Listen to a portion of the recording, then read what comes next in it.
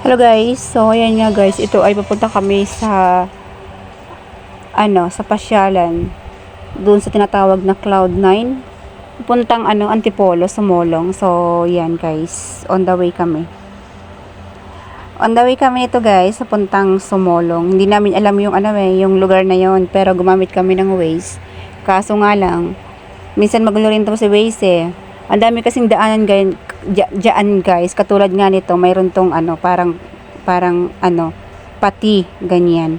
So dito kami, tinanggal na namin dito yung Waze namin, nagtanong-tanong na lang din kami dito. So dito kami sa kaliwa. Kanan pala, pakanan kami dito guys. Umakyat kami kasi parang may akyatan siya eh. Parang may akyatan.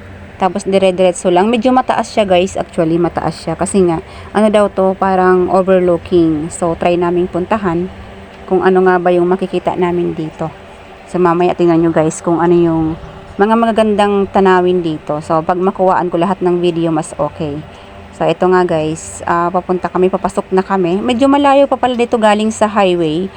Medyo malayo pa, papasok pa ito at saka medyo paakyat. So yan. Diretso na kami. Ito na nga. May nakikita na kami rito na na parang mga pasyalan. And yung tawag doon yung sa taas, hanging bridge. Yung may nakita ako itong hanging bridge guys. So siguro mas maganda doon umakyat. So diretso kami kasi nahanap kami dito ng parking lot, parking space para mag-park. So yan, tinuro kami dito. Mayroon ditong papunta sa ayan. So may arrow.